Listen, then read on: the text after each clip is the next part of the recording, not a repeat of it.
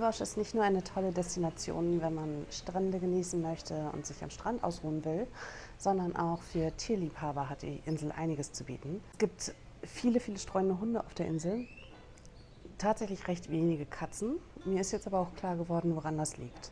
Auf der Insel gibt es das Refugio de Animal und das ist ein Tierheim, was sich um herrenlose Hunde und Katzen kümmert. Aktuell gibt es in dem Tierheim 42 Hunde und 25 Katzen. Warum ist es besonders wichtig, dass hier keine Katzen durch die Gegend laufen? Das liegt daran, dass Holbosch ein Naturschutzgebiet ist, zumindest zum großen Teil und insbesondere ein Vogelschutzgebiet. Katzen sind nun mal Raubtiere und Vögel sind Beutetiere. Die Arbeit im Refugio de Animal ist wirklich großartig. Es ist ein komplett privates Projekt. Es wurde vor einigen Jahren von einer Inselbewohnerin ins Leben gerufen. Damals fing alles an mit einem Waschbärbaby, was verletzt war. Und mittlerweile kümmert sich das Tierheim nicht nur um herrenlose Hunde und Katzen, sondern eben auch nach wie vor weiterhin um Wildtiere wie Waschbären, Vögel, teilweise Schildkröten und leistet einen tollen Job. Das Projekt ist aktuell komplett privat finanziert. Es erhält vom mexikanischen Staat keinerlei Unterstützung und ist daher auch auf Spenden angewiesen. Touristen haben auch die Möglichkeit, nicht nur zu spenden, wenn sie vor Ort sind, sondern eben auch mit den Hunden Gassi zu gehen. Das ist offensichtlich ziemlich beliebt. Also ich sehe immer wieder Leute, die hier mit den Hunden aus dem Tierheim spazieren gehen. Und man kann sich natürlich auch die Zeit nehmen, um die Katzen zu kuscheln und sie ein bisschen zu füttern. Das habe ich gemacht und habe mich dann zu den Katzen mit ins Gehege gesetzt. Leider können die Katzen nicht frei rumlaufen, sondern sind in einem größeren Gehege. Und man kann sich aber dazusetzen und die Katzen sind total verschmust und total lieb und sind auch sehr interessiert an Menschen. Ich hatte natürlich noch ein paar kleine Snacks dabei, das kam besonders gut an, aber auch ansonsten waren da ein paar Labcats dabei, die sich direkt zu mir gesetzt haben und mit mir gekuschelt haben. Nachdem ich mit den Katzen gekuschelt hatte, bin ich noch ein bisschen durch das Tierheim gelaufen und habe danach auch noch ein bisschen Geld dagelassen. Als Dankeschön habe ich 2 Postkarten erhalten, was ganz witzig ist, weil ich bisher auf ganz Yucatan auf der Suche nach Postkarten war und bisher gar nicht fündig geworden bin und habe mich natürlich über dieses Geschenk sehr gefreut, um meine Postkarten dann zu Hause wieder ein bisschen aufzupeppen und was Neues dran zu tun.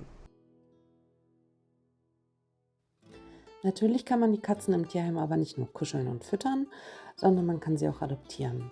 Es werden Tiere innerhalb und außerhalb Mexikos vermittelt. Alle Tiere werden kastriert, geimpft und entwurmt vermittelt. Das Tierheim sucht auch immer wieder Flugpatenschaften, auch Flight Angels genannt, die die vermittelten Tiere zu ihrem neuen Zuhause begleiten. Aktuell werden die meisten Tiere nach Kanada und Europa, insbesondere die Schweiz, Deutschland, die Niederlande und Belgien vermittelt. Das Team des Tierheims kümmert sich um alle denkbaren Formalitäten, die im Vorfeld zu erledigen sind.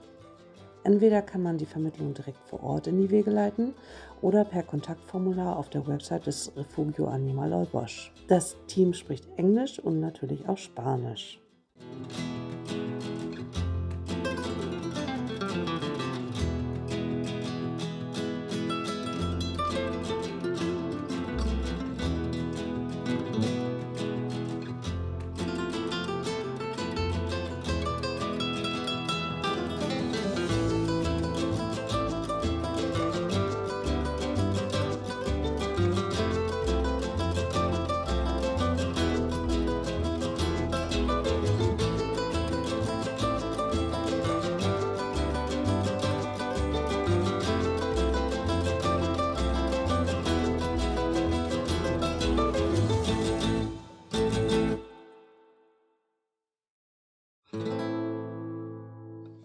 Vor Ort kann man zusätzlich unterstützen, indem man sich für freiwillige Arbeiten meldet.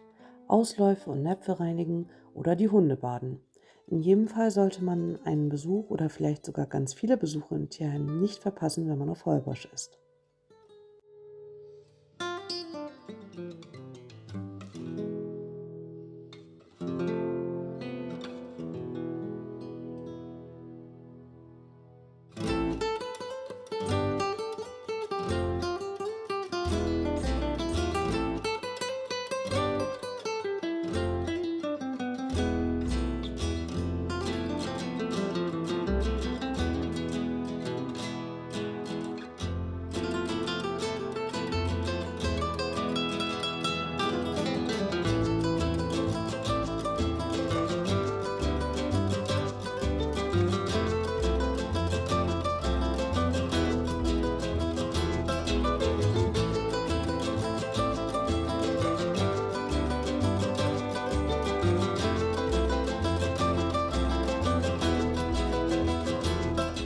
Hat dir das Video gefallen?